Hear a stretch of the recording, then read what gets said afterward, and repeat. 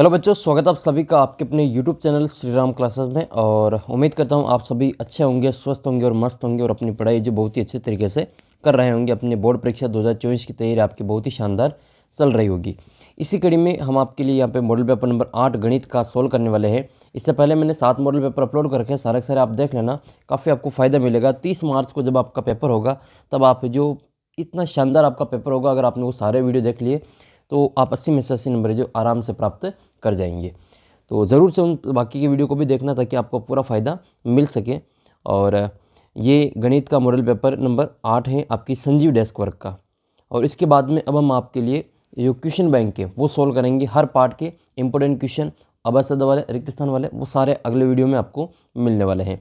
तो उसके लिए आपको कुछ नहीं करना है। अगर आप एक्साइटेड है तो चैनल को सब्सक्राइब करके अपना जो एंड्रॉयड ऐप है इसको डाउनलोड जरूर कर लेना ताकि आपको जो इसकी PDF वगैरह वहाँ पे मिल जाएगी।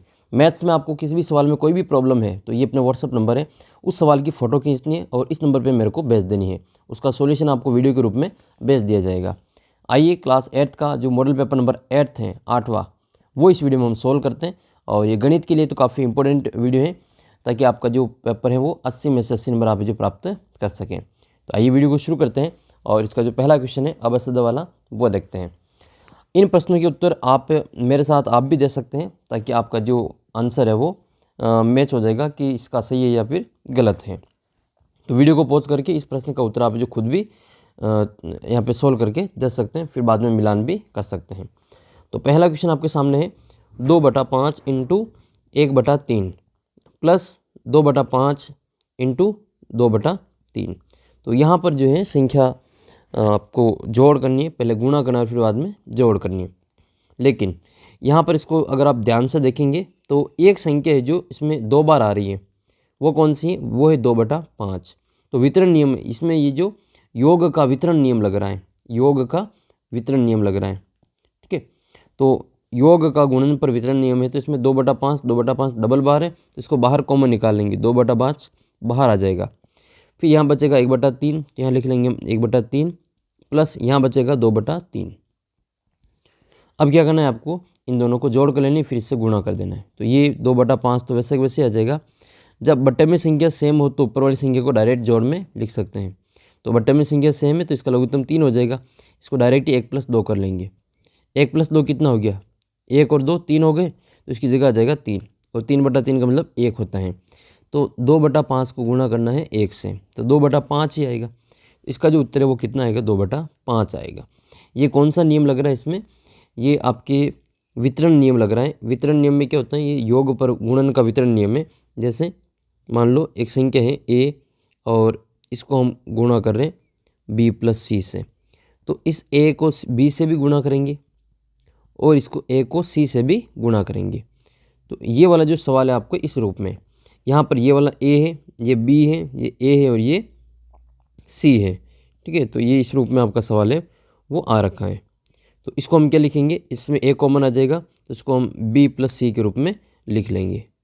तो ये योग पर गुणन का वितरण नियम है। तो इसका उत्तर कितना आएगा? आपकी 2/5 आ जाएगा। 2/5 आपके ऑप्शन नंबर स में दे रखा है। ये तो वितरण नियम है। एक होता है सातचर्य नियम। सातचर्य नियम में किन्हीं दो को पहले जोड़ और गुणा किया जाता है। सातचर्य नियम क्या होते हैं वो भी देख लो। सातचर्य में क्या होता है? जैसे 3 संख्या है A, B और C, तो किन्हीं दो को पहले जोड़ेंगे। ये जोड़ और गुणा के लिए लागू होता है सातचर्य नियम, ठीक है। भाग और बाकी के लिए जो लागू नहीं होता है। तो A + B + C करते हैं और बराबर में A + B + C करते हैं।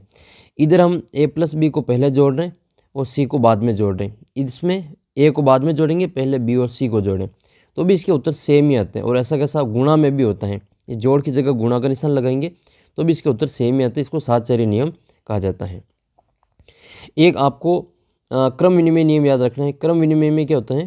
क्रम विनिमय मैंने पिछले वीडियो में पूछा था और कई सारे विद्यार्थियों ने इसका उत्तर भी दिया था। तो क्रम विनिमय होता है, दो संख्या है A और B। अगर क्रम विनिमय जो है वो जो अपना संक्रिया है जोड़ और गुणा वो पालन करते हैं, यानी कि जोड़ और गुणा में संख्याओं का क्रम बदलने पर उसके उत्तर में कोई परिवर्तन नहीं आता है। तो चाहे A + B लिखो या B + A लिखो, दोनों के उत्तर सेम ही आएंगे। या A × B करो या B × A करो, दोनों के उत्तर सेम ही आएंगे। उदाहरण के लिए जैसे हम 3 और 4 लेके देखें, हम 3 × 4 करें तो भी 3 × 4 12 ही होगा। वो 4 इंटू 3 करे तो भी 4 तिया 12 होता है, दोनों के उत्तर 12 ही आएंगे। इसलिए गुणा और जोड़ क्रम विनिमय नियम का पालन करता है। जोड़ में देख लो 3 + 4 करेंगे या 4 + 3 करेंगे, दोनों के उत्तर 7 ही आएंगे। तो जोड़ और गुणा में क्रम बदलने से उसके उत्तर में कोई परिवर्तन नहीं होता है। तो इन दोनों नियम को आपको अच्छी प्रकार से याद रखना है। एक आपको बताना है गुणन तत्समक, ठीक है। जो परिमेय संख्या है उनके लिए गुणन तत्समक क्या होता है? तत्समक का मतलब ऐसी संख्या बतानी है जिसको उससे गुणा करने पर वही नंबर आ जाए, ठीक है। और एक बताना आपको योज्य तत्समक, परिमेय संख्याओं के लिए योज्य तत्समक। पिछले वीडियो में मैंने इनकी चर्चा की थी, आप इसका उत्तर कमेंट करके बताएंगे। ऐसी संख्या बतानी है जिसको परिमेय संख्याओं में जोड़ने पर वही नंबर आ जाए वापस। तो ऐसी क्या संख्या जोड़ें कि वही नंबर आ जाए? तो आप ये उत्तर कमेंट करके बताना है। नेक्स्ट क्वेश्चन की ओर बढ़ते हैं। क्वेश्चन नंबर 2, इसमें आपको x/5 = 10 हो तो आपको x का मान ज्ञात करना है। अब किस संख्या में 5 का भाग दे कि 10 आ जाए? मान लो नहीं पता हो तो इसको क्रॉस गुणा कर लो। ये x बराबर में 10, ये इंटू 5 हो जाएगा। 10 पंजे कितने होते हैं? 50 होते हैं। तो अब यहाँ 50 में 5 का भाग दे के देख लो, उसका उत्तर 10 आएगा। तो इसका आंसर कितना लिखेंगे? 50 लिखेंगे। जैसे एक क्वेश्चन में पूछता हूँ कि x में किसका भाग दें, x में 4 का भाग दें, 5 आता है। तो आप बताना, देखिए इस प्रश्न का उत्तर कि x बराबर कितना रखें कि इसका उत्तर यहाँ पे 5 आ जाएगा, ठीक है। जैसा ये क्वेश्चन है वैसे ये क्वेश्चन, x का मान ज्ञात करके बताना है दूसरे क्वेश्चन में। नेक्स्ट क्वेश्चन की ओर बढ़ते हैं। Question number 3। क्वेश्चन नंबर 3 है एक आयत का विकर्ण 2x + 1 व 3x - 1 हो तो x का मान ज्ञात करना। मोस्ट इंपॉर्टेंट क्वेश्चन बनता है ये, क्योंकि इसमें दो चीज़ आपको समझ में आएगी। एक तो हम समीकरण को सोल्व करना सीखेंगे, साथ ही एक आपको आयत के विकर्णों में संबंध पता चलेगा। आयत के विकर्ण क्या होते हैं? आयत का जो विकर्ण होता है वो बराबर होते हैं।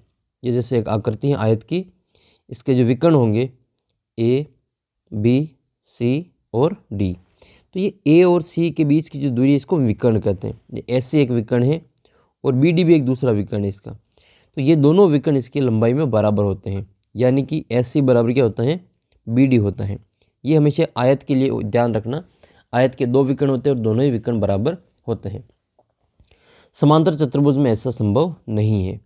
समांतर चतुर्भुज में दोनों विकर्ण बराबर नहीं होते, बस उसमें यही अंतर है विकर्णों का कि समांतर चतुर्भुज में विकर्ण बराबर नहीं होते और आयत में विकर्ण बराबर होते हैं। बाकी सारे गुण आपको जो आयत के और समांतर चतुर्भुज के लगभग सेम मिलेंगे। तो इसमें आपको ये दे रखा है कि इसके विकर्ण है ये दोनों, 2x + 1 और 3x - 1। तो आपको इसमें x का मान ज्ञात करना है। तो अगर ये दोनों विकर्ण है तो ये दोनों विकर्णों की लंबाइयाँ बराबर होगी। तो आपको इन दोनों को बराबर लिख के फिर इसको सोल्व करना है। इसको हम थोड़ा सा नीचे सोल्व करते हैं। संख्या है हमारे पास में 2x, यहाँ लिख लेते हैं इसको, 2x + 1 = 3x - 1। यहाँ पर इसको हम सोल्व करेंगे तो ये आ जाएगा, ये 2x को हम 3x की तरफ ले जाएँ और -1 को +1 की तरफ ले आएँ। तो ये हो जाएगा, माइनस का इधर आएगा तो प्लस का हो जाएगा। तो 1 + 1 बराबर 3x, प्लस का 2x इधर आएगा तो माइनस का 2x हो जाएगा। 3 में से 2 गया तो 1x बचेगा, 1 और 1 कितना हो गया? 2 हो गया। तो x बराबर इसका उत्तर कितना आया? 2 आंसर आया। तो इसका आंसर जो होगा वो आपका 2 हो जाएगा। x का मान कितना आएगा इसमें? x बराबर 2 हो जाएगा, जो कि आपको ऑप्शन नंबर 6 में दे रखा है। नेक्स्ट क्वेश्चन है 6400 का वर्गमूल ज्ञात करना है। ये क्वेश्चन मैंने एक बार वीडियो में पूछा भी था आपको और इसका उत्तर कई सारे विद्यार्थियों ने कमेंट भी करके बताया था। तो 6800 का वर्गमूल ज्ञात करना है। तो इसका सीधा उत्तर बताऊँ मैं, 2 के जोड़े बनाओ। इसमें आपके 64, 2 जीरो का एक जोड़ा बनेगा और 64 का एक जोड़ा बनेगा। अब इन 2 जीरो का तो उत्तर जो आएगा वो 1 जीरो आएगा, और 64 है तो 64 किसके वर्ग है? 64 8 के वर्ग है, तो इसका उत्तर कितना आएगा? 80 आएगा। ये डायरेक्ट करने का तरीका है इसमें। तो इसका जो उत्तर है वो हो जाएगा आपके 80। मान लो आपकी ये वाली संख्या दे रखी, जैसे ये 900, तो 900 का हम वर्गमूल ज्ञात करने के लिए 2 के जोड़े बनाएंगे। 2 जीरो का एक जोड़ा और 9 का एक जोड़ा। 2 जीरो का तो उत्तर 1 जीरो हो जाएगा, और 9 का वर्गमूल कितना होता है? 3 होता है। इसका आंसर कितना आ जाएगा? 30 आ जाएगा। और करवाते हैं ऐसा सवाल ताकि आप बिना ही वर्गमूल निकाले डायरेक्ट उत्तर बता पाएंगे। जैसे मैं आपको बताता हूँ, ये 25 के 4 जीरो है। अब इसका वर्गमूल ज्ञात करना है। क्या करना है? 2 के जोड़े बनाने। इसमें डबल जीरो है तो इसका 1 जीरो आ जाएगा, डबल जीरो तो इसका 1 जीरो आ जाएगा। 25 किसके वर्ग है? 25 5 के वर्ग है, तो इसका उत्तर कितना आ जाएगा? 500 आ जाएगा। ये शॉर्ट ट्रिक है, डायरेक्ट उत्तर निकाल सकते हैं इसमें। और करवाता हूँ मैं एक सवाल, फिर आपको एक प्रश्न का उत्तर जवाब देना है। जैसे एक सवाल दे रखा आपको ये सवाल आपके 14,400। अब 14,400 में आपको इनके बताना है। तो ये देख लो इसमें कि 2 जीरो आ रहे हैं, तो 2 जीरो में तो 1 जीरो आ जाएगा। और 144 किसका है? 144 है अपने 12 के, तो इसका उत्तर लिख लेंगे 12, तो उत्तर आ जाएगा 120। ऐसे ही आपको कमेंट करके बताना है कि ये 8100, इसका उत्तर कितना आएगा, ये किसके वर्ग है? कमेंट करके बताना इसका उत्तर कितना आएगा। 5वां क्वेश्चन आपके, ऐसी सबसे छोटी प्राकृत संख्या कौन सी है जिससे 392 से गुणा करने पर उसका गुणनफल एक पूर्ण घन संख्या प्राप्त हो जाए? तो आपको 392 के प्राइम फैक्टर करने पड़ेंगे, अभाज्य गुणनखंड निकालने पड़ेंगे। तो हम क्या करेंगे, 192 के यहाँ पे अभाज्य गुणनखंड करते हैं। 192 नहीं 392, तो 2 का भाग देंगे सबसे पहले, 3 में जाएगा, ठीक है, 1 बार, 19 हो जाएंगे, 19 में जाएगा 9 बार, 12 हो जाएंगे 6 बार, 196, ठीक है, 196। इसमें फिर वापस 2 का भाग देंगे तो ये 9 बार जाएगा और ये 8 बार जाएगा। फिर 2 का भाग देंगे तो ये 4 और 9, 49 बार जाएगा। अब 7 का भाग जाएगा 7 बार, और 7 में 7 का 1 बार। तो देखो इसमें 3-3 के जोड़े बनाएंगे तो 2 का तो जोड़ा पूरा बन जाएगा, लेकिन 7 का जोड़ा अधूरा है। तो इसको पूरा करने के लिए इसको हम 7 से गुणा करना पड़ेगा, ठीक है, तभी जाके 7 का जोड़ा पूरा बनेगा और ये घन हो जाएंगे। तो किससे गुणा करना पड़ेगा, इसको 7 से गुणा करना पड़ेगा, यही अपना आंसर है, ठीक है। इस प्रकार से आपको ये उत्तर लिखना है। नेक्स्ट क्वेश्चन है क्वेश्चन नंबर, अच्छा एक क्वेश्चन मैं पूछता हूँ कि जैसे आपको ये क्वेश्चन किया वैसे बताना है कि 250 में किसका भाग दे, कौन सी सबसे छोटी संख्या का भाग दे कि वह है जो पूर्ण घन संख्या बन जाए, पूर्ण घन संख्या बन जाए, ठीक है। तो ये आप कमेंट करके बताना कि 250 में किसका भाग दें कि वह पूर्ण घन संख्या बन जाए, किसी न किसी का घन प्राप्त हो जाए। तो जब आप इसके गुणनखंड करेंगे 250 के, और उसके बाद में देखेंगे कि जो 3-3 के जोड़े बन रहे हैं उनको नहीं देखना है, जिसका जोड़ा नहीं बन रहा है उसका हम भाग दे देंगे, चाहे वो 2 हो 5 हो कुछ भी संख्या हो, उसका हमें भाग देना है। तो इसका जो उत्तर है वो हो जाएगा आपके, ये आप कमेंट करके बताना कि कितना आंसर आता है। छठा प्रश्न कि एक जींस का अंकित मूल्य 220 रुपये है, इस पर 20% का बट्टा दिया जाता है, तो इसका विक्रय मूल्य कितना होगा? तो अंकित मूल्य पर ही हमेशा बट्टा ज्ञात करते हैं, तो ये हो जाएगा 220 का 20% ज्ञात करना है। 220 का 20%, इसको कैसे लिखेंगे? ये लिखेंगे हम 220 का की जगह आएगा आपका इंटू 20 और बट्टे में आ जाएगा 100। तो ये आपके कहाँ दे रखा है? ये दे रखा है आपका, अब ये तो आ जाएगी इसकी छूट, ये क्या आ जाएगी इसकी छूट आ जाएगी, लेकिन आपको इसमें ये चेक करना है कि विक्रय मूल्य कितना है, छूट नहीं ज्ञात करनी, विक्रय मूल्य ज्ञात करने। तो अब 20% तो इसकी छूट है, तो इसका कीमत कितनी देनी पड़ेगी? 80% देनी पड़ेगी। तो 100 में से 20 को घटाएंगे तो 80 आ जाएगा। तो हमें क्या करना है, 220 का 80% ही ज्ञात करना है। तो 20 नहीं ज्ञात करके हम यहाँ क्या ज्ञात करेंगे, 80% ज्ञात करेंगे। वो जो 20% है वो तो हम बट्टा ज्ञात कर रहे हैं, वो तो क्या है, बट्टा है, लेकिन हमें विक्रय मूल्य ज्ञात करना है। तो फिर आपको ये 80% निकालना पड़ेगा, 220 का 80%, तो यहाँ आ जाएगा आपका 80। तो इसका जो उत्तर है वो 220 × 80/100 आ जाएगा। उम्मीद करता हूँ ये वाला क्वेश्चन समझ में आया होगा। ये विक्रय मूल्य की पूछ रहा है कि कितने रुपए देने पड़ेंगे, ये 20% तो इसमें छूट मिलेगी, ये तो आपको नहीं देने पड़ेंगे। तो फिर 100 के कितने देने पड़ेंगे? मान लो 100 रुपये की वस्तु है और उसमें से 20% की छूट दे दी, 20 की रुपये की, तो फिर आपको कितने रुपये देने पड़ेंगे? 80 रुपये देने पड़ेंगे। तो 80 रुपये देने पड़ेंगे, तो जो चीज़ है उसका 80% ज्ञात कर लेंगे। 220 का 80%, 220 × 80 और बट्टे में 100 आ जाएगा। तो इसका जो उत्तर है वो आपके 220 × 80/100 होगा, जो कि ऑप्शन नंबर 100 में दे रखा है। इसका बट्टा प्रतिशत पूछते हैं कि बट्टा कितना होगा, तो बट्टा फिर आपका 220 × 20/100 हो जाता। रुपयों में निकालना हो तो फिर इसको हम सोल्व कर लेंगे, तो 22 दूनी 44 रुपये इसका बट्टा प्रतिशत बट्टा हो जाता। 7वां क्वेश्चन आपके ये x - x³ - x², इन सभी को गुणा करने पर क्या प्राप्त होगा? ये x है, इसको गुणा करेंगे -x⁻³ से, और इसको गुणा करेंगे वापस -x⁻² से। देखो पहले तो इनको हम यहाँ पे सोल्व कर लेते हैं। तो ये माइनस, जब घात सम संख्या होती है तब ये माइनस गायब हो जाता है, यानी किसी भी संख्या के ऊपर घात अगर सम है, माइनस वाले के सम संख्या है घात में, तो वो माइनस इसका गायब हो जाता है। और विषम है विषम है अगर घात तो फिर वो माइनस वापस बाहर आ जाता है। तो जैसे इसमें विषम कौन सा है, 3 है, तो इसके तो माइनस आएगा। इसका घात सम है तो इसका माइनस गायब हो जाएगा। तो ये आ जाएगा आपके x square into minus x cube into में एक्स का स्क्वायर। आधार समान होने पर इनकी घातें क्या होती हैं, जुड़ जाती हैं। तो इन सभी की घात हम यहाँ पे गुणा करेंगे तो ये एक्स की घात 2, एक्स की घात 3, एक्स की घात 5, तो 5 और 2 7 हो जाएगा। तो माइनस एक्स की घात ये कितना हो जाएगा, ये यहाँ पर एक ही है तो माइनस एक्स की घात कितना हो जाएगा, ये 6 हो जाएगा। ठीक है, यहाँ पे एक ही है तो 1 3 4 2 6, तो माइनस एक्स की घात 6 इसका उत्तर आपके ऑप्शन नंबर द में दे रखा है। अगला क्वेश्चन आपके ये 8वां, जिसमें आपको मान ज्ञात करना है। किसी भी संख्या की घात 0 होती है, किसी भी संख्या की घात 0 होती है, इसमें जैसे p का मान नीचे 0 नहीं होती, यानी कि 0 की घात 0 नहीं हो सकता है, बाकी 0 की नंबर 0 के अलावा किसी भी संख्या की घात अगर लेंगे तो उसका उत्तर हमेशा 1 आएगा। तो यहाँ पे 5 की घात 0 है, 5 की घात 0 मतलब 1 हो गया, 4 की घात 0 मतलब 1 हो गया, 3 की घात 0 मतलब 1 हो गया।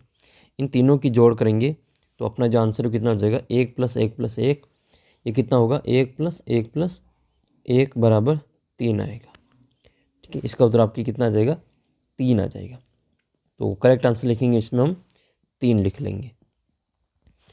परिमेय संख्याओं के लिए गुणात्मक तत्समक क्या है। तो देखो, परिमेय संख्याओं के लिए गुणात्मक तत्समक का मतलब हमें एक ऐसा नंबर बताना है जिसको गुणा करने पर तत्समक का मतलब वही का वही आ जाए। जैसे एक संख्या है a/b, ठीक है, और इसको हम गुणा करते हैं 1 से, तो वापस हमें उत्तर कितना मिलता है, a/b मिलता है।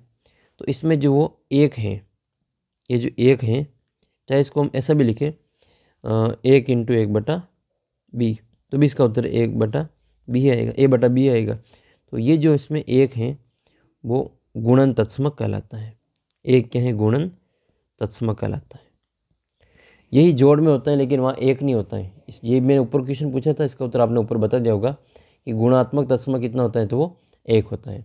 अब योज्य तत्समक कितना होता है, योज्य तत्समक वो कमेंट करके बताना। देखिए अगला क्वेश्चन 10वां है आपका, x/2 - 1/5 x/3 + 1/4। इसको हल करना है, आसान सा क्वेश्चन है।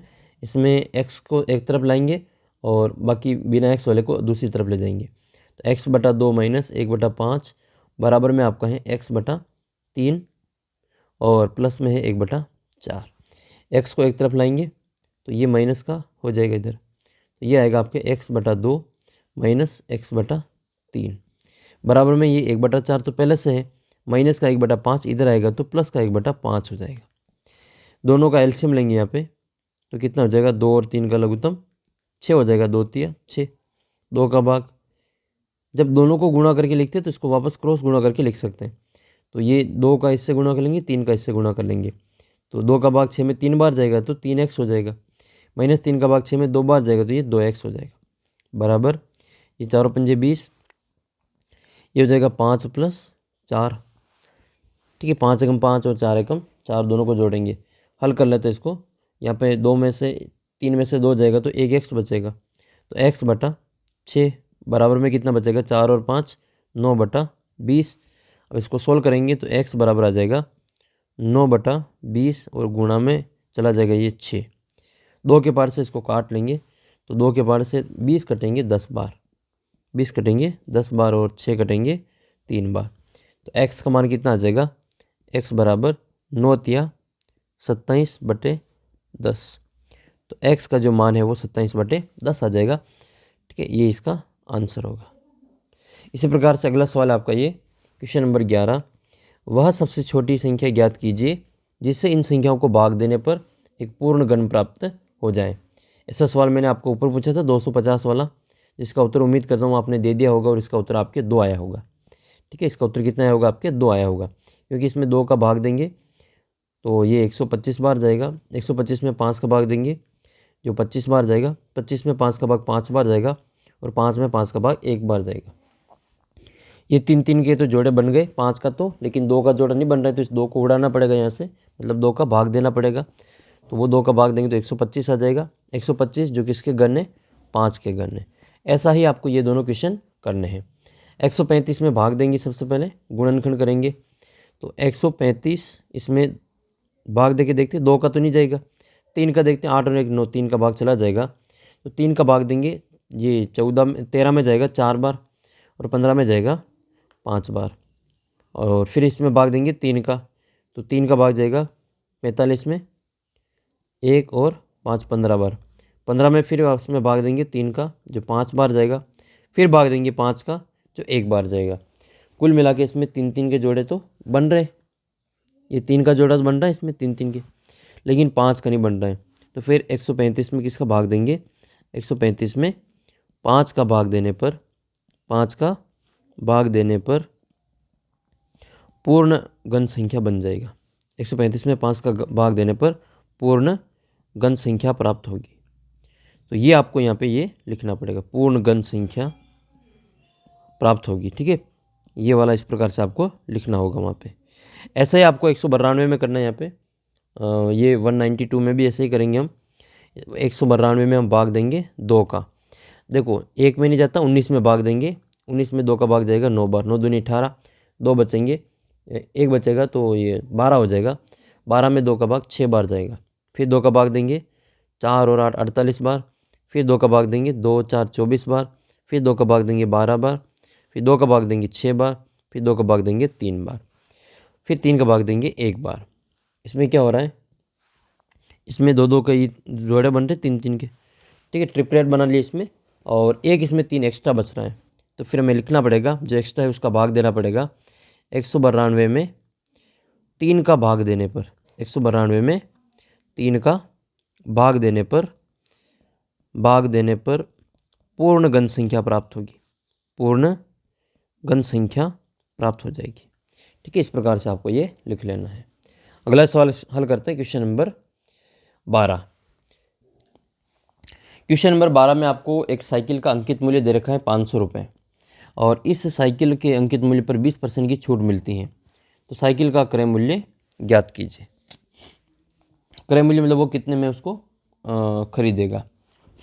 तो ये आपको उसमें पहले इसका वही अंकित मूल्य जो आपको जो दे रखा है संख्या, उसका 20% निकालना है, उसमें से जो उत्तर आएगा उसको घटा लेंगे। सबसे पहले इसमें देखेंगे अंकित मूल्य कितना है।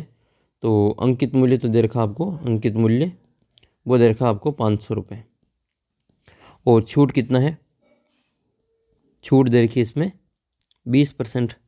तो छूट रुपयों में कितनी हो जाएगी, अंकित मूल्य का 20% ज्ञात करेंगे, तो छूट हो जाएगी 500 का 20%। अब 500 का 20% किससे ज्ञात करेंगे, 500 का 20% ज्ञात करने के लिए आपको यहाँ पे लिखना पड़ेगा कि यहाँ कर लेते हैं इसको, 500 इंटू 20 और बट्टे में कितना आ जाएगा, 100 आ जाएगा। इसके 2 जीरो से 2 जीरो कट जाएंगे, तो 5 इंटू 20, 20 पंजे कितना होता है, 100 रुपये होता है। यानी कि 500 रुपये की वस्तु का 20% छूट मिलती है, तो कितने रुपये छूट के होंगे, 100 रुपये होंगे।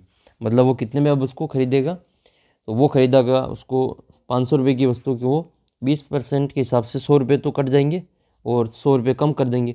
तो क्रय मूल्य कितना हो जाएगा, क्रय मूल्य बराबर आ जाएगा आपके ये, क्रय मूल्य बराबर अंकित मूल्य माइनस छूट हो जाएगा।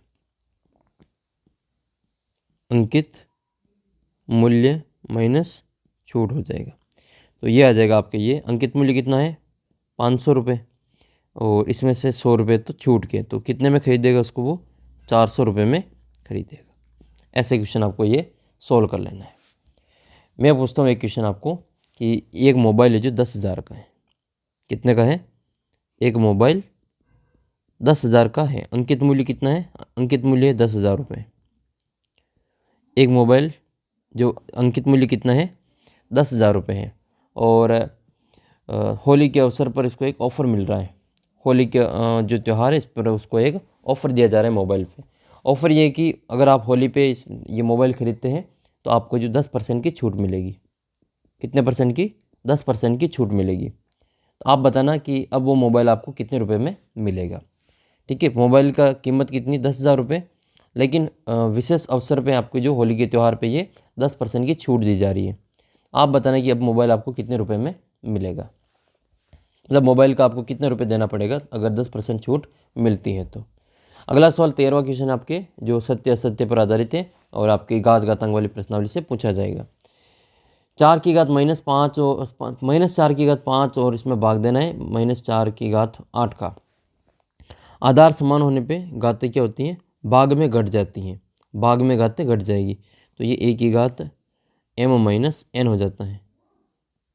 ठीक है, तो हम इसमें क्या करेंगे, ये माइनस तो 4 वैसे वैसे है ही, इनकी घातों को घटा लेंगे। 5 में से 8 को घटाएंगे तो -4 की घात -3 बचेगा। माइनस की घात जब आती है तो उसको प्लस में बदलने के लिए 1 के बट्टा में लिखते हैं। तो ये हो जाएगा आपका 1 बट्टा -4 की घात कितनी आएगा, 3 आ जाएगा। तो ये आपके दे रखा है, तो ये बिल्कुल सही है, ऐसा ही तो दे रखा है ये बिल्कुल आपके सत्य है। नेक्स्ट क्वेश्चन है सेकंड नंबर वाला, जिसमें आपसे पूछा गया है कि 1/2 की घात 3 और उसकी घात है 2। तो ये दो जो घात हैं वो 1 पर भी है और ये 2/3 पर भी है। तो घात की घात क्या हो जाएगी, पूरे पे लग जाएगी। जैसे a/b है और ये पूरे के ऊपर m घात है, तो ये m घात a के ऊपर भी है, ये m घात b के ऊपर भी है। वैसे ही ये इन दोनों के ऊपर घात लगेगा, तो 1 की घात तो 1 हो जाएगी और 2 की घात 3 और उसके ऊपर 2 हो जाएंगे। एक और नियम होता है इसमें कि a की घात मान लो m है और उसकी घात मान लो वापस m है। घात की घात क्या होती है, गुणा होती है। तो a की घात m × n होती है, यानी कि यहाँ पर 2 3 और 2, m का मान 3 है और n का मान 2 है, तो 3 दूनी 6 हो जाएगा। तो 1/2 की घात कितनी हो जाएगी, 6 हो जाएगी। देखो 1/2 की घात 6 दे रखा है, इसका मतलब ये भी आपके सत्य है। ये नियम आपको याद होंगे तभी जाके सवाल आप सत्य सत्य में भी कर पाएंगे। तो घातांक नियम सारे आपको अच्छे से समझ लेना है। अगर आपको घातांक नियम नहीं आते तो कमेंट करके बता देना, उसको एक अलग से वीडियो में मैं सारा आपको समझा दूंगा। तीसरा क्वेश्चन है -3 की घात 4 × ये 5/4 की घात 5/3 की घात 4 है, तो इसका उत्तर आपके 5 की घात 3 आएगा। देख लेते हैं इसको। किसी भी संख्या की घात माइनस में अगर उसकी घात सम है तो इसका उत्तर इसमें प्लस में आ जाएगा। ठीक है, घात अगर सम है तो उत्तर ये प्लस में आएंगे। तो देख लेते हैं इसमें, ये घात -3 की घात इसमें 4 है, तो ये आपके प्लस हो जाएंगे क्योंकि घात 4 सम है। तो ये -3 की घात 4 क्या हो जाएगा, 3 की घात 4 हो जाएगा, इंटू ये 5/3 की घात कितना है, 4 है। अभी थोड़ी देर पहले हमने देखा था कि a/b की घात अगर m है तो ये a की घात भी m होगा और b की घात भी m होगा, क्योंकि ये घात दोनों के ऊपर है। ये 4 घात इन दोनों के ऊपर आ जाएंगी, 5 और 3 के ऊपर। तो इसको हम लिख सकेंगे यहाँ पे ऐसे, ये 3 की घात 4 तो पहले से है, फिर 5 की घात 4/3 की घात 4। ये 3 की घात 4 से 3 की घात 4 कट जाएंगे, गुणा में है तो बचेगा क्या, 5 की घात 4 बचेगा। लेकिन इन्होंने उत्तर 5 की घात 3 लिख रखा है, इसका मतलब गलत है। ये तो अपने उत्तर कितने आने चाहिए, 5 की घात 4 आने चाहिए। इसका मतलब ये वाला असत्य है। नेक्स्ट क्वेश्चन की ओर बढ़ते हैं। क्वेश्चन नंबर 4, इसमें ये आधार समान होने पे भाग में घातें घट जाती हैं। तो ये 3 की घात इसमें दे रखा आपके -7 और ये कितना हो जाएगा, फिर -10, फिर इसको गुणा करना है 3 की घात -5 को। पहले इसको सोल्व कर लेते हैं। तो ये हो जाएगा 3 की घात -7 और प्लस में 10 हो जाएंगी, माइनस माइनस प्लस होगा, इंटू 3 की घात -5 है। ये कितने हो जाएंगे, 5 7 माइनस के और 10 प्लस के, तो ये हो जाएंगे 3 की घात 3, 3 की घात 3 इंटू 3 की घात -5। आधार समान होने पे घातें जुड़ जाती हैं। तो ये हो जाएगा 3 की घात 3 प्लस -5। तो 3 की घात 3 में से प्लस माइनस 5 गए तो 2 बचेंगे, तो 3 की घात 2। लेकिन 3 की घात 2 ये प्लस, 1 मिनट, ये 3 की घात 3 -5, तो 3 में से 5 गए तो माइनस के 2 बचेंगे। अब 3 की घात -2 है तो इसको प्लस में बदल लिए, 1 के बट्टा में लिखेंगे, तो 3 की घात 2 होगा। 1/3 की घात 2, ये दे रखा है 1/3 की घात 2। इसका मतलब ये वाला भी अपने सत्य है। तो ऐसे सवालों को पूरा सोल्व करके आपको सत्य सत्य लगाना होगा। डायरेक्ट आप तुक्के लगाएंगे तो आपके उत्तर गलत भी हो सकते हैं। ये हुआ आपके क्वेश्चन नंबर 13। इस प्रश्नावली, ये इसी प्रश्नावली से आएगा, ये घात वाले प्रश्नावली से ही। तो आपको इसके जितने भी क्वेश्चन बनते हैं उनको अच्छे से तैयार कर लेना है, 4 नंबर पक्के हो जाएंगे। और एक वीडियो में ऐसा और बनाने वाला हूँ जिसमें इस प्रश्नावली के जितने भी सत्य सत्य वाले क्वेश्चन बनते हैं उन सभी को एक ही वीडियो में निपटाने वाले हैं और 4 नंबर पक्के करने वाले हैं। तो कमेंट करके बताना अगर आप इसको लेकर एक्साइटेड हैं, तो आप उसका वीडियो जल्दी देखने वाले हैं।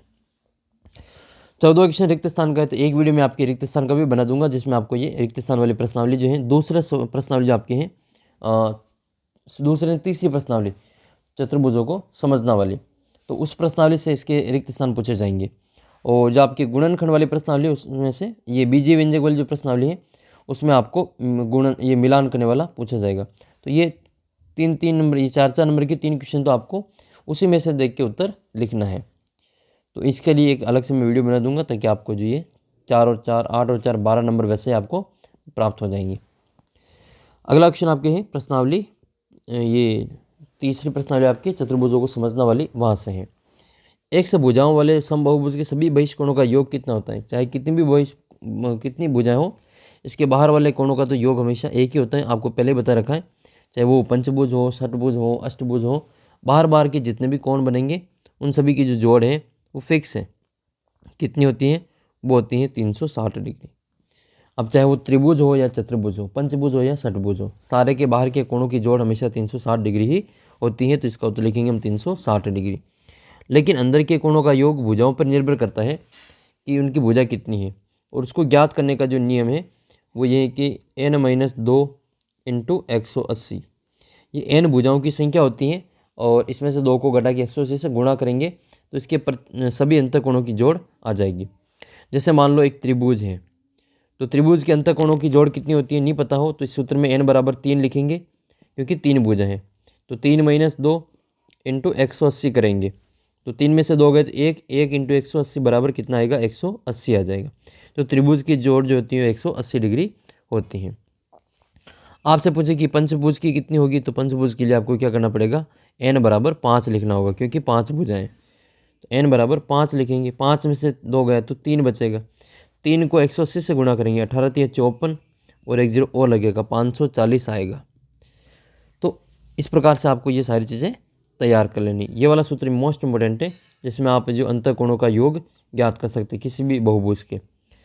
अच्छा, एक क्वेश्चन आपको ये बताना है कि ऐसी आकृति बतानी है, वह आकृति बतानी है जिसके अंतःकोणों का योग और बाह्य कोणों का योग बराबर है। जितना मान उसके अंतःकोणों का योग आता है, उतना ही मान उसके बहिष्कोणों का योग भी आता है। उस आकृति का नाम आप कमेंट करके बताएंगे। दूसरा क्वेश्चन आपके, ऐसा चतुर्भुज जिसके विकर्ण परस्पर लंब समद्विभाजित होते हैं।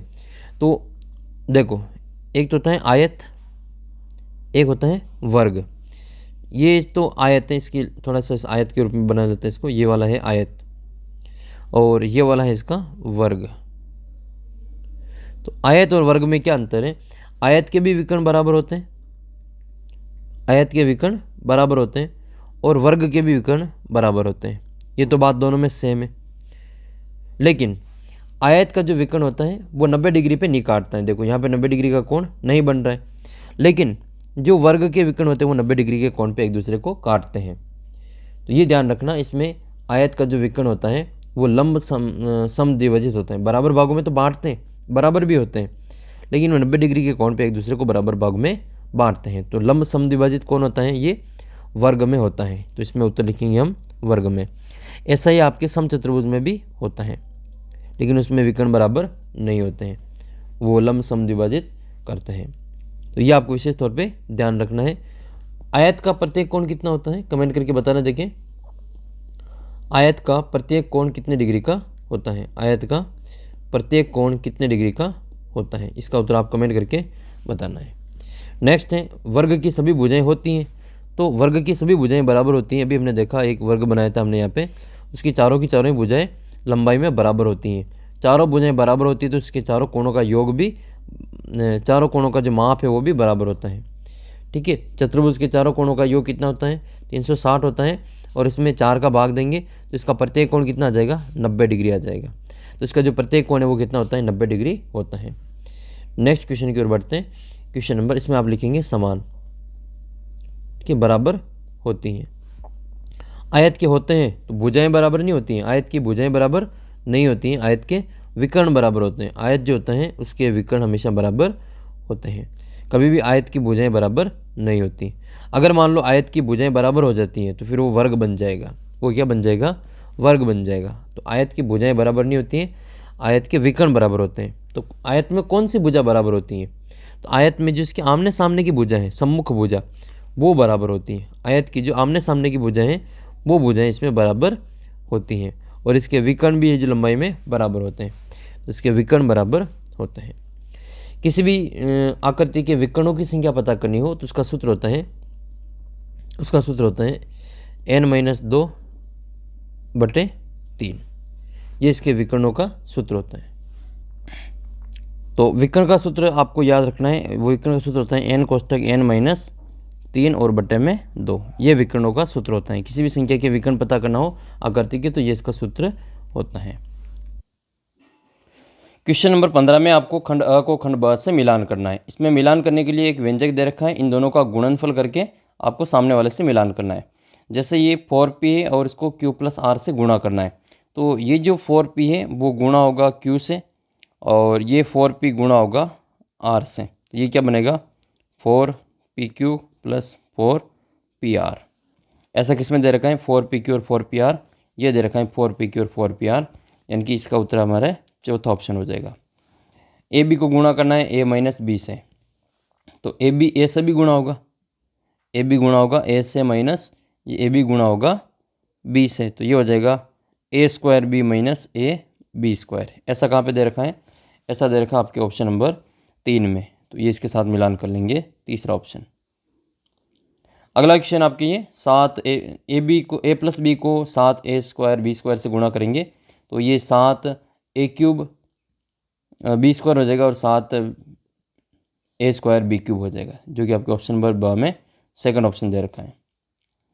बचा हुआ जो हमारा तीसरा है, इसमें 4a को इसमें गुणा करेंगे a² से, तो 4a × a² ये कितना हो जाएगा 4a³ आपका इसमें दे रखा है। तो थोड़ा सा आप ध्यान रखेंगे तो इसका उत्तर आपको आसानी से मिल जाएगा। बस गुणा ही करना है, आधार समान होने पे घातें जुड़ जाती हैं, वो आपको ध्यान रखना है। नेक्स्ट क्वेश्चन की ओर बढ़ते हैं, क्वेश्चन नंबर 16। क्वेश्चन नंबर 16, एक घटना की प्रायिकता को परिभाषित कीजिए। एक घटना की प्रायिकता को परिभाषित कीजिए। तो प्रायिकता क्या होती है, किसी भी घटना के अनुकूल परिणामों की संख्या बटे कुल परिणामों की संख्या होती है। दूसरा आपके ये एक पासे को उछालने पर अंक 6 आने की प्रायिकता, तो अंक 6, अब एक पासे को उछालेंगे तो कुल कितने परिणाम होंगे, तो कुल परिणाम हो जाएंगे इसमें आपके 6। कुल परिणाम कितने होंगे 6। 6 परिणाम कौन कौन से होते हैं, तो 6 परिणाम एक तो होता है 1 निकल सकता है, 2 आ सकता है, 3 आ सकता है, 4, 5 और 6, ये आपके पासे पे अंकित होते हैं। इसमें से 6 आने के कितने चांस हैं, 6 आने का एक ही चांस है ये 6, ठीक है। तो 6 आने का एक ही चांस है, तो फिर आपका हो जाएगा 1 अनुकूल परिणाम 1 और बटे में कुल परिणाम 6। ऊपर हमेशा छोटी संख्या आती है और नीचे हमेशा बड़ी संख्या आती है, तो इसका उत्तर कितना आएगा 1/6 आएगा। ये अगर पूछे कि पासे को उछालने पर सम अंक आने की प्रायिकता, सम अंक, तो इसमें से सम अंक कौन कौन सा है, सम अंक है अपना 2, 4 और 6, यानी कि अनुकूल परिणाम कितने होंगे 3 हो जाएंगे और कुल परिणाम कितने 6 हैं, यानी कि इसका उत्तर आएगा 1/2। अगर ये विषम अंक की पूछे, विषम अंक आने की प्रायिकता, तो विषम कौन कौन सा है, 1 है, 3 है और 5 है, यही इसके परिणाम है अनुकूल, तो अनुकूल परिणाम हो जाएंगे 3 और कुल परिणाम 6, उत्तर होगा 1/2। अभाज्य संख्या की पूछे तो अभाज्य संख्या कौन कौन सी हैं, अभाज्य संख्या जो खुद के पहाड़े में आते हैं वो 2 है, 3 है और 5 हैं। अनुकूल परिणाम 3 है और कुल परिणाम 6 है, तो 1/2 होगा। सभी के उत्तर 1/2, 1/2 और सम विषम और अभाज्य तीनों के उत्तर 1/2, 1/2 ही आते हैं। प्रायिकता का सूत्र याद रखना है, अनुकूल परिणामों की संख्या बटे कुल परिणामों की संख्या। अगला सवाल आपका ये है कि एक सिक्के को उछालने पर चित आने की प्रायिकता लिखिए। तो एक सिक्के को उछालने पर चित, यानी कि एक सिक्के को उछालते तो उस पर एक तो हेड होता है, एक इसमें टेल होता है। हेड को चित कहते हैं और टेल को पट कहा जाता है।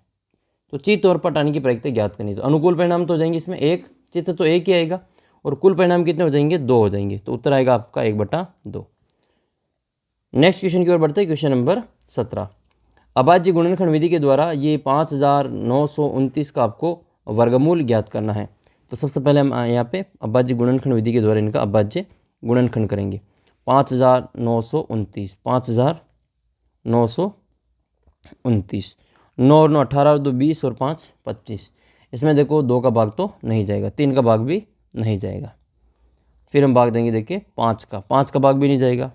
अगली संख्या भाग देंगे 7 का भाग देंगे तो 7 7 49, 7 8 56 बचेंगे 3 32 हो जाएंगे, 7 चौक 28, 4 बचेंगे 49, तो 7 का भाग इसमें चला जाएगा। तो 7 का भाग देंगे, 7 8 56, 7 8 56, कितने बचेंगे? 3 बचेंगे, 32 हो जाएंगे। 32 में 7 का भाग जाएगा 4 बार, ठीक है। 7 8 56, 7 चौक 28, 28 32 में से 28 गए तो कितने बचेंगे? 4 बचेंगे और ऊपर से उतरेंगे 9, तो 49 हो जाएगा। 7 7 49।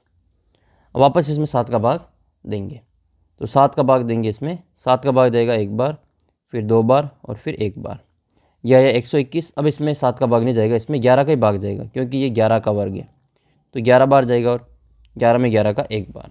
तो यहाँ पर लिखेंगे हम इसको 5929, और ये वर्गमूल में इसका लिख लेंगे। 2 बार तो 7 है और 2 बार इसमें 11 है, फिर इसमें से हम इसको एक एक बार लिखेंगे। 1 बार तो आएगा 7, 1 बार आएगा 11, 11 7 ही कितना हो जाएगा? 77 हो जाएगा। यही क्या है? इसका आंसर है। तो इस प्रकार से आपको इसका जो वर्गमूल ज्ञात करना है। 18वां क्वेश्चन है।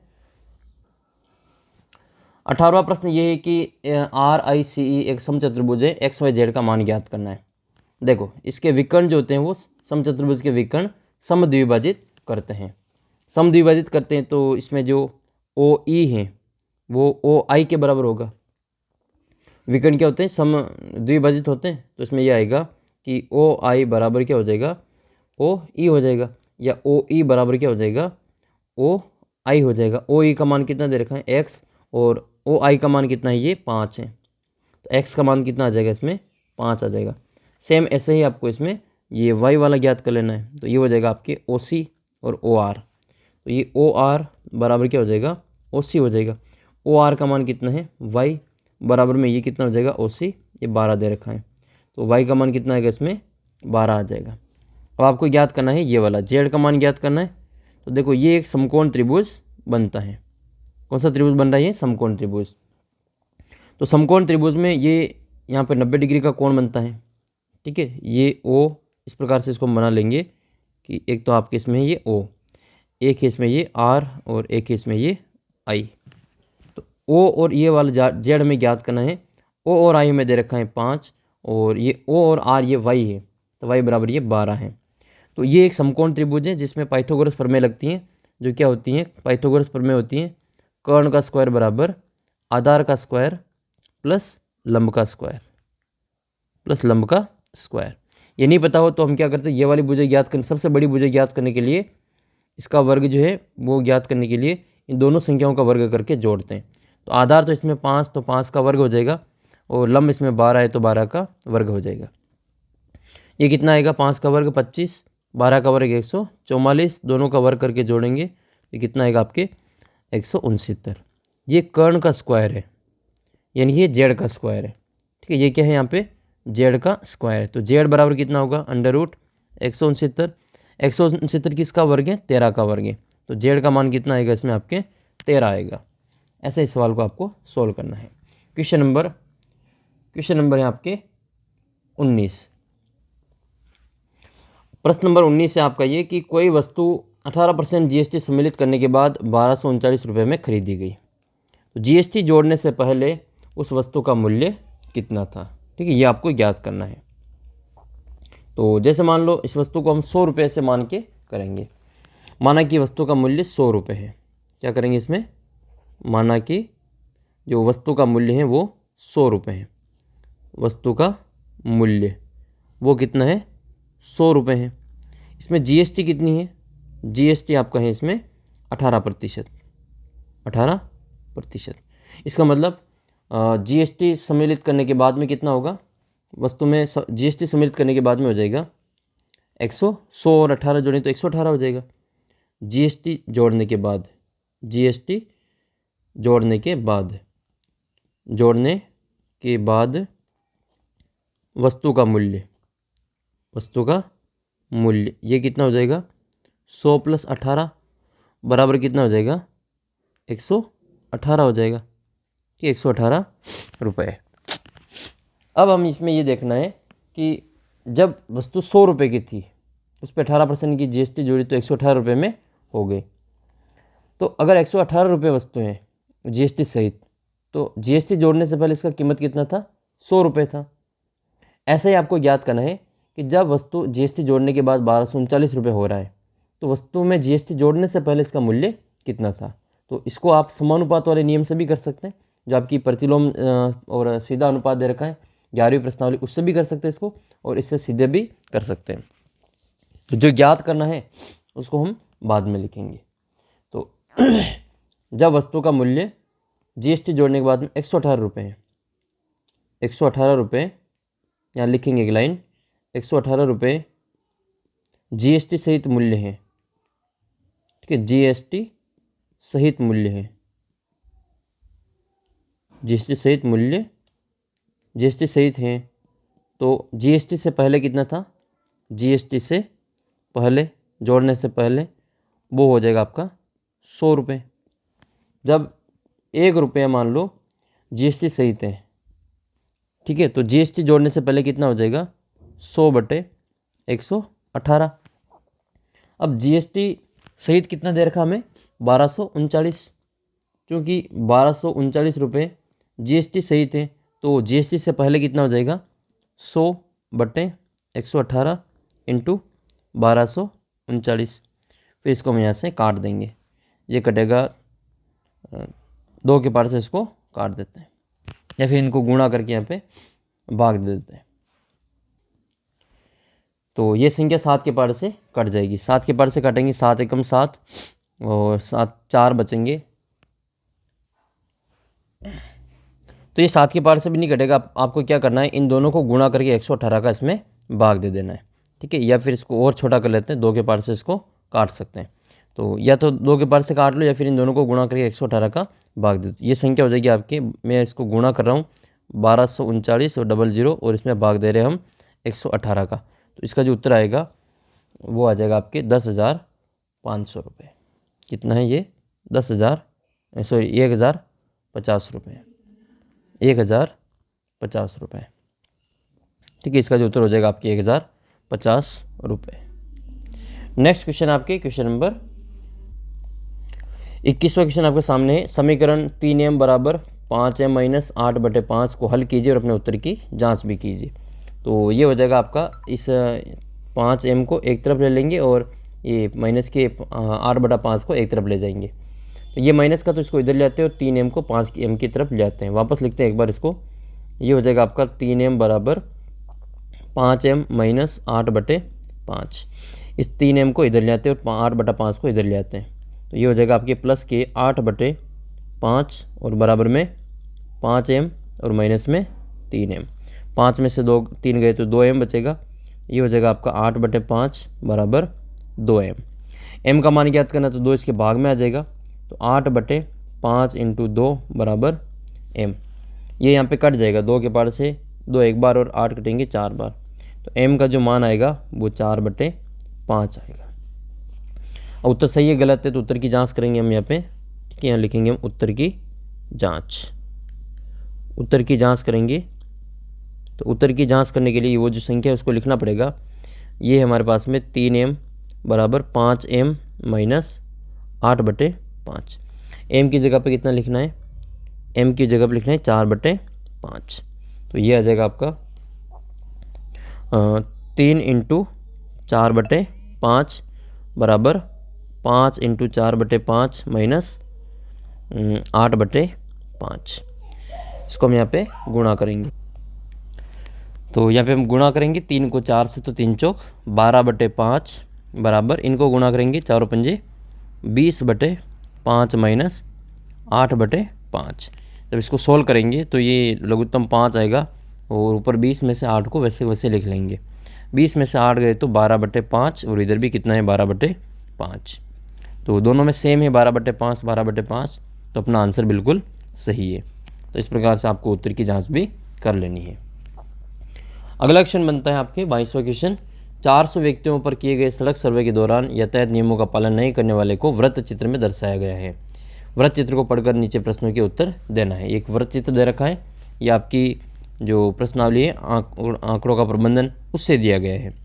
इसमें दे रखा है 10% लोग ऐसे हैं जो गति सीमा से अधिक वाहन वाले वाहन चलाने वाले हैं, और ट्रैफिक लाइट का पालन नहीं करने वाले कितने 25% है, जेब्रा पट्टी का पालन नहीं करने वाले 15% है, हेलमेट नहीं लगाने वाले 30% है, अधिक भार क्षमता वाले, ये हमें नहीं पता है।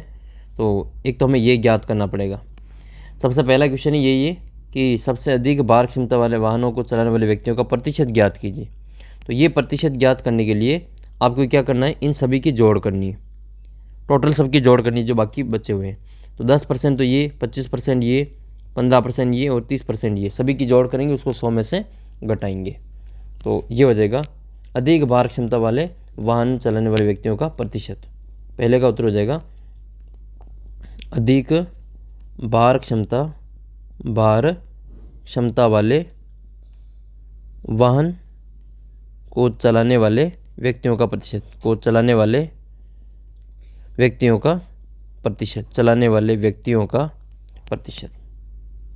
तो वो कैसे ज्ञात करेंगे, वो ज्ञात करने के लिए हम सबकी जोड़ करेंगे और इसको हम 100 में से घटा लेंगे प्रतिशत। ये कैसे आएगा, ये निकालेंगे हम इसको 100 में से, ये आ जाएगा यहाँ पे बराबर में 100 माइनस इस सब की जोड़ करेंगे, ये कितना हो जाएगा 10 25, 10 प्लस 25 प्लस 15 प्लस 30 और प्लस 10, ये 10 हो गए।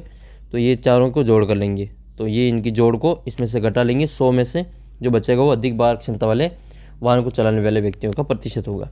कैसे आएगा ये, तो इन सभी का हम यहाँ पे आ जाएगा आपकी इनकी जोड़, ये 15 और 25 40 हो जाएंगे और 40 ये 80 हो जाएगा। तो कितना आ जाएगा ये 100 माइनस 80 बराबर कितना परसेंट आएगा, ये 20% आ जाएगा। ऐसे आपको इनका 20% ज्ञात करना है। नेक्स्ट आपकी क्वेश्चन है कि हेलमेट नहीं लगाने वाले व्यक्तियों की संख्या गति सीमा से अधिक वाहन चलाने वाले व्यक्तियों की संख्या से कितना अधिक है। तो इनका प्रतिशत निकाल लेते हैं, कितना प्रतिशत ज़्यादा है। तो एक तो हेलमेट नहीं लगाने वाले 30% है, और गति सीमा से अधिक गति से वाहन चलाने वाले व्यक्तियों की संख्या ये कितना परसेंट है, ये आपके 10% है। तो कितना प्रतिशत अंतर हुआ, कितना अधिक हुआ, 30 में से 10 को घटा लो, 20% अधिक हो गए। तो हम क्या करेंगे, यहाँ पे जो कुल दे रखा है 400, उसका 20% ज्ञात करेंगे। दो तरीके इसके, या तो प्रतिशत से ज्ञात कर लो, या एक बार आप जो 400 का 30% ज्ञात करो, 400 का 30%, एक बार 400 का 10% ज्ञात करो, 400 का 10%। जो भी इसके उत्तर आए उनको बड़ी संख्या में से छोटी संख्या को घटा लो, 30% वाला ज़्यादा होगा और 10% वाला कम होगा, तो इस 30% वाले में से 10% वाले को घटा लेना, आंसर आ जाएंगे। दूसरा तरीका है कि इसके प्रतिशत को कम कर लो, तो 30 में से 10 जाएंगे तो कितना परसेंट होगा, 20% होगा। तो आप सीधे ही 400 का 20% ज्ञात करके भी उसका उत्तर निकाल सकते हैं। दोनों तरीके हैं, अपने अपने अनुसार कर सकते हैं। तो मैं आपको सेकंड तरीका बता रहा हूँ, 400 का 30% निकाल के। तो ये हो जाएगा आपके 400 का 20%। 20% कैसे, तो अंतर कितना हुआ, अंतर हो जाएगा आपका 30% माइनस 20%, 10%। तो अंतर हो जाएगा आपके, ये कितना अधिक है, 20% अधिक है। 400 का 20% ज्ञात करेंगे तो ये होएगा आपके 400 इंटू 20 और बटे में 100। इसके 2 जीरो से इसके 2 जीरो कट जाएंगे और ये 4 को 20 से गुणा करेंगे तो 80 हो जाएगा। तो 80 व्यक्ति इसमें अधिक है। कितने व्यक्ति अधिक है, 80 व्यक्ति। आप इसका भी हम करके देखेंगे, 400 का 30%, तो ये हो जाएगा आपका 400 इंटू 30 बटा 100। 2 जीरो से 2 जीरो कट जाएंगे, 4 तिया 12, कितना हो जाएगी 120। अब हम 400 का 10% ज्ञात करेंगे तो ये हो जाएगा आपका 400 इंटू 10 बटे 100। 2 जीरो से 2 जीरो कट जाएंगे और ये कितना हो जाएगा 4 दाएँ 40। कितना ज़्यादा है, 120 में से 40 को घटाएंगे तो कितना आएगा, 80 व्यक्ति ज़्यादा है। और यहाँ पे भी उत्तर कितना आया, 80 व्यक्ति। दोनों तरीके हैं, अपने अपने अनुसार उत्तर निकाल सकते हैं।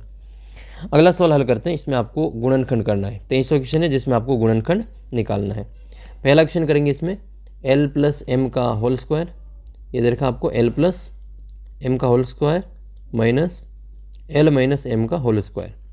तो ये हो जाएगा आपका a square minus B square बराबर क्या होगा आपके a प्लस बी और दूसरा हो जाएगा a माइनस बी। एक बार प्लस में लिखेंगे, एक बार माइनस में लिखेंगे।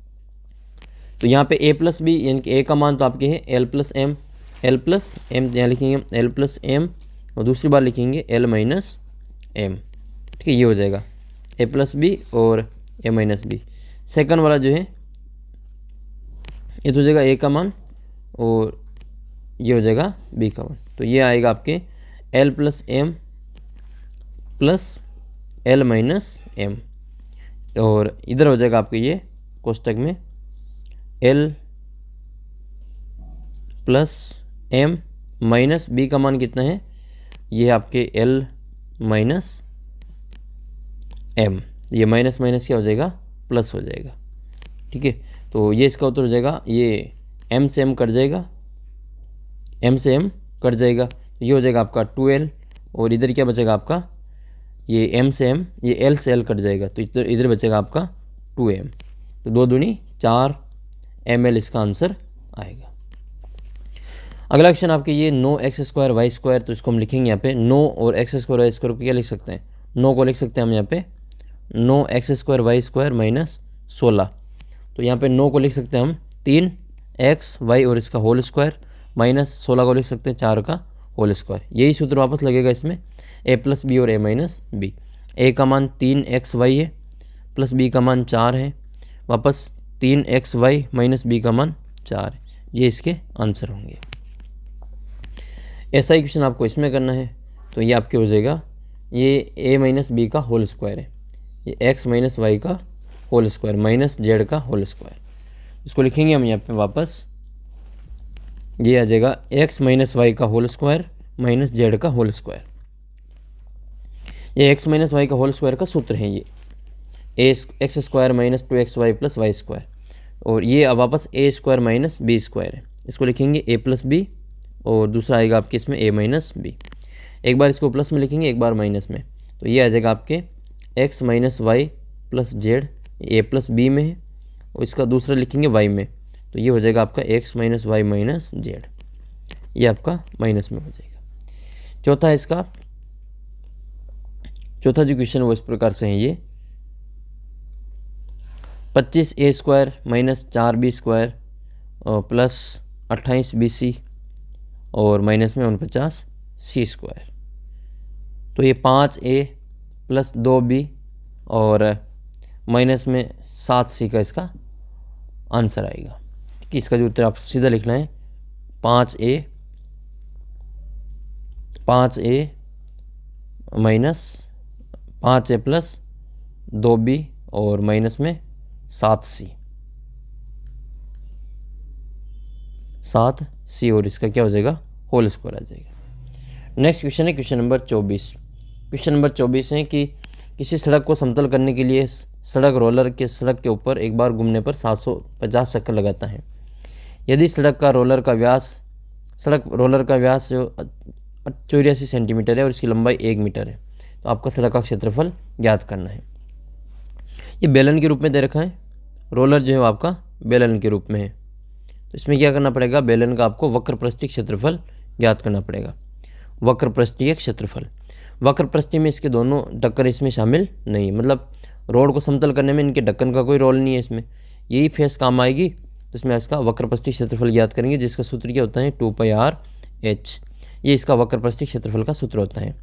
पाई का मान क्या होता है, पाई का मान 22/7 लेते हैं, और आर का मान इसमें दे रखा है, ये व्यास है तो त्रिज्या ज्ञात कर लेंगे, तो आर बराबर हो जाएगा 84/2 बराबर 4 2 42, 42 इसका आर हो जाएगा, 42 सेंटीमीटर। और इसकी जो लंबाई दे रखी है वो इसकी लंबाई, ये इसकी ऊंचाई हो जाएगी, h बराबर कितना आएगा 1 मीटर। लेकिन इसमें त्रिज्या अलग है और ऊंचाई अलग है, ये सेंटीमीटर में और ये मीटर में, तो पहले इसको 1 में चेंज करेंगे, तो इसको हम इस मीटर को हम सेंटीमीटर में बदल देंगे। इसको वापस करेंगे, तो इसका जो व्यास है वो कितना दे रखा है, व्यास दे रखा आपको 84 सेंटीमीटर, तो इसका ये त्रिज्या कितनी हो जाएगी, त्रिज्या हो जाएगी आपकी ये 84/2 बराबर कितना हो जाएगा 42 सेंटीमीटर। इसको मीटर में बदलेंगे तो 100 का भाग देंगे, तो 42/100 बराबर 0.42 मीटर, ये इसमें आर का मान आएगा। ऊंचाई जो दे रखी है वो आपकी 1 मीटर दे रखी है, ऊंचाई या लंबाई, इसकी ऊंचाई या लंबाई वो कितनी दे रखी है, h बराबर 1 मीटर। इसमें आपको बेलन का वक्रप्रस्थीय क्षेत्रफल लगाना है, बेलन का वक्रप्रस्थीय क्षेत्रफल।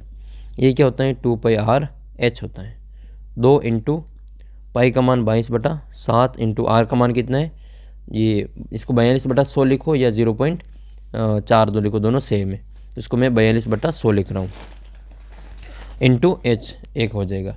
7 के पार से 42 कटेंगे 6 बार और बाकी जो बच्चे होंगे उसको गुणा कर देंगे। ये कितना होगा 22 दूनी 44, 44 इंटू 6 और बट्टे में कितना आएगा 100। ये तो आएगा एक चक्कर का। अब आपको ऐसे 750 चक्कर लगाने हैं। ऐसे कितने चक्कर लगाने, 750 चक्कर, तो इसको हम 750 से गुणा कर देंगे। तो 750 चक्कर का क्षेत्रफल, चक्कर का क्षेत्रफल ये कितना हो जाएगा, इसको गुणा कर देंगे 750 से। इसके 1 0 से इसका 1 0 कट जाएगा और 2 के पार से इसको काटेंगे तो 2 के पार से ये कटेगा 10 5 बार और ये 44 कटेंगे 22 बार और फिर 5 के पार से इस 75 को काट देंगे तो 5 के पार से 75 कटेंगे 1 बार और 5 बार 15 बार। संख्या क्या क्या बच रही है हमारे पास में, संख्या बच रही है 22 इंटू 6 इंटू 15। तो इसका आंसर आ जाएगा आपके 22 का 6 से गुणा करें तो 132। ठीक है, ये कितना हो जाएगा 132 इंटू 15। गुणा करेंगे 15 दूनी 30, 30 का 0 हासिल का 3, 15 3 45 और 3 48 हासिल के 4, 15 और 4 19, तो 1980 मीटर स्क्वायर इसका आंसर होगा। नेक्स्ट क्वेश्चन की ओर बढ़ते हैं। क्वेश्चन नंबर 25 अंतिम क्वेश्चन है। पूर्वानुमानित तापमान और वास्तविक तापमान दर्शा रखा है ये एक ग्राफ में। इसमें आपको कुछ प्रश्नों के उत्तर देने हैं। ये इसमें दिन दे रखे हैं, ये इसमें तापमान दे रखा है। ये एक्स अक्ष है, ये वाली वाई अक्ष है। किस दिन पूर्वानुमानित तापमान और वास्तविक तापमान समान है। देखो ये डॉट डॉट वाली जो लाइन है वो तो पूर्वानुमानित है और सीधी लाइन है वो वास्तविक है।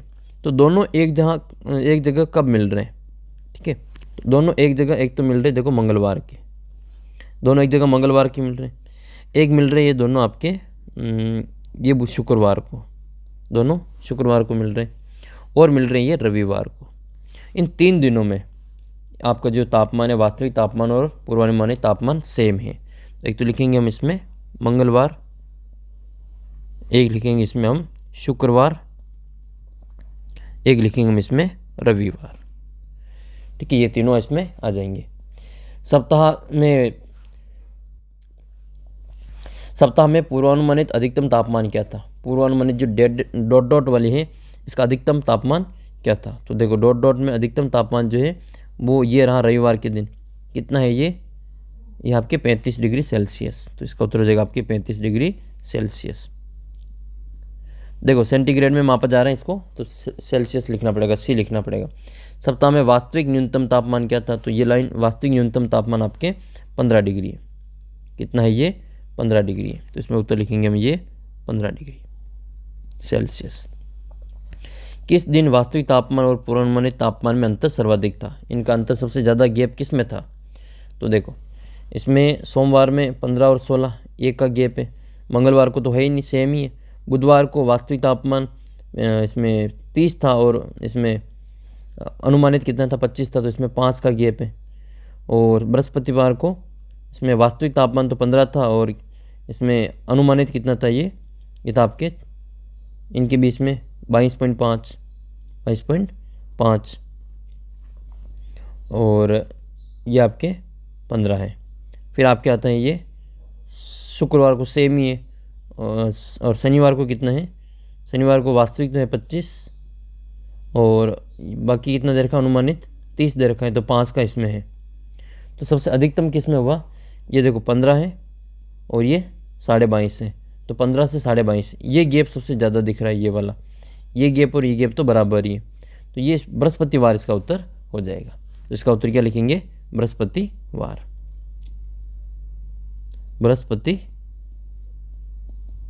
लिख लेंगे। तो इस प्रकार से आपको ये पूरा टेम्परेचर वाला ग्राफ देख लेना है।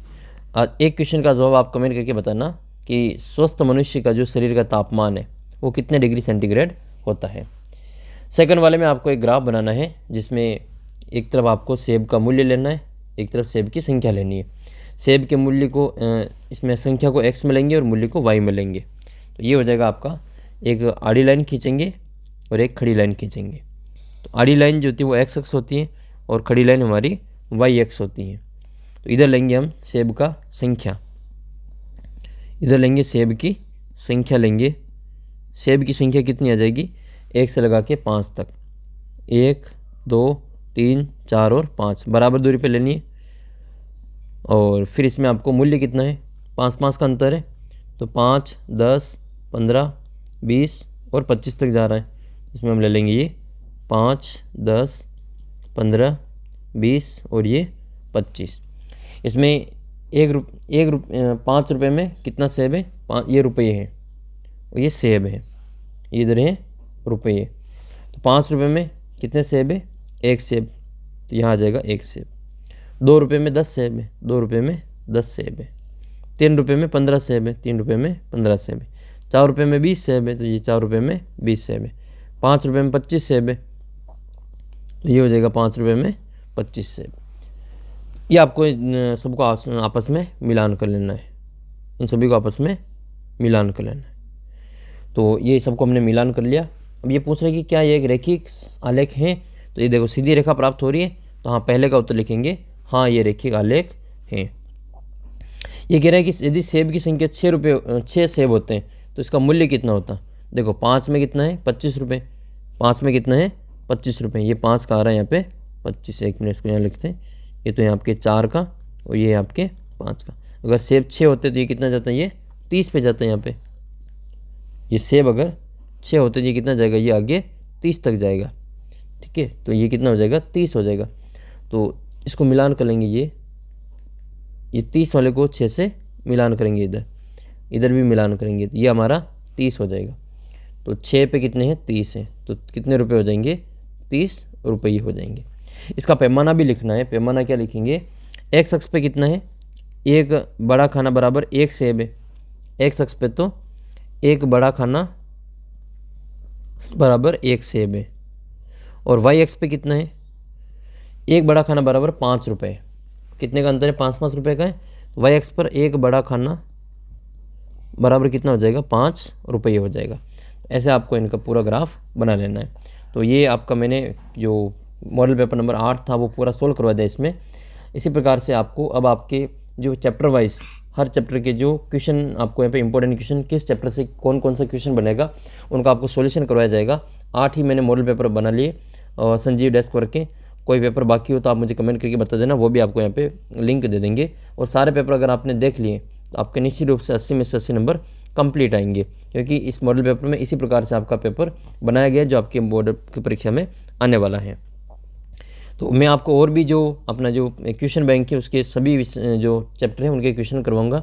उसके लिए चैनल को सब्सक्राइब कर लेना और अपना एंड्रॉइड ऐप को डाउनलोड कर लेना। 8वीं का व्हाट्सअप ग्रुप भी ज्वाइन कर लेना। कोई भी समस्या हो मैथ्स में तो ये अपना व्हाट्सअप नंबर इस पर मैसेज कर देना, उसका फ़ोटो खींच के। जैसे मैं आपको 8वीं क्लास के लिए ये करवा रहा हूँ, वैसे आपकी 9th क्लास के लिए भी पूरा कोर्स यहाँ पे फ्री में उपलब्ध कराया जाएगा। उसके लिए आप चैनल को सब्सक्राइब कर लेना। मिलते हैं आपको अगले वीडियो में, तब तक जय हिंद जय भारत।